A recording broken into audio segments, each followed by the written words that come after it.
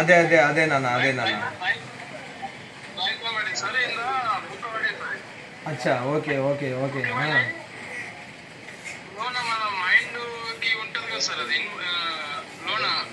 అవునవును.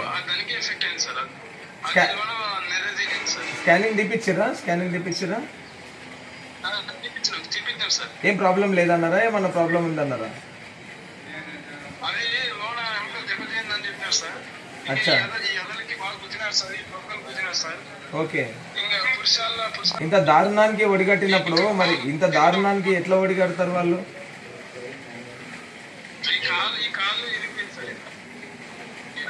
అచ్చా అరికాళ్ళు. ఎంతమంది వాళ్ళు ఎంతమంది ఉన్నారు అసలు? వాళ్ళు 30 మంది. మనోళ్ళు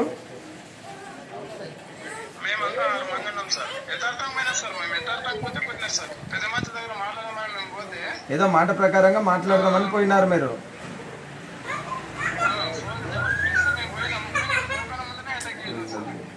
ఓకే. పోలీస్ స్టేషన్లో కంప్లైంట్ ఇచ్చిరా?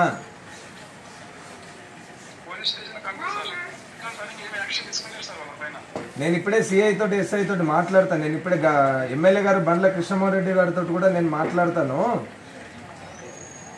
తప్పకుండా నిందితులు ఆ 30 మంది ఎవరున్నారో వాళ్ళందరినీ అరెస్ట్ చేయాలి, కఠినంగా శిక్షించాలి. కూడా పట్టించుకోకపోవడం ఏంది? ఇంత దారుణంగా దాడి చేస్తే చూస్తూ ఊరుకోవద్దు కదా. ఇప్పటి వరకే వాళ్ళని లోపల పడేయాలి. ఇప్పటి వరకు అరెస్ట్ చేయలేదు వాళ్ళని.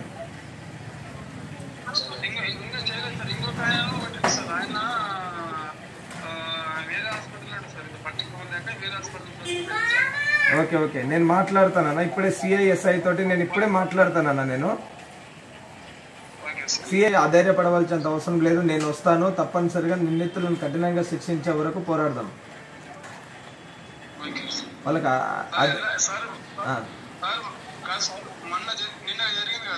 అవును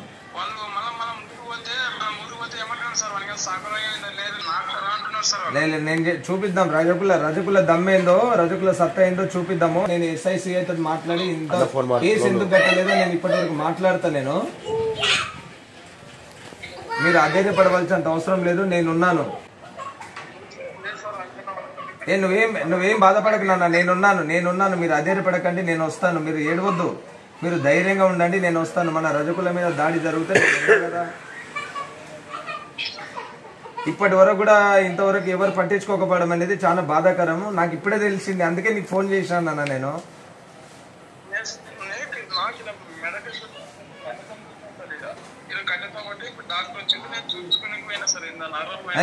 నో ప్రాబ్లం అన్న. మీరు చూపించుకోండి. నేను వస్తాను. నేను బయలుదేరి వస్తున్నా. వాళ్ళు ఎంత టోల్లో నేను చూస్తా. వాళ్ళని అరెస్ట్ చేయించి కఠినంగా శిక్షించే వరకు అక్కడ నుండి కదలను.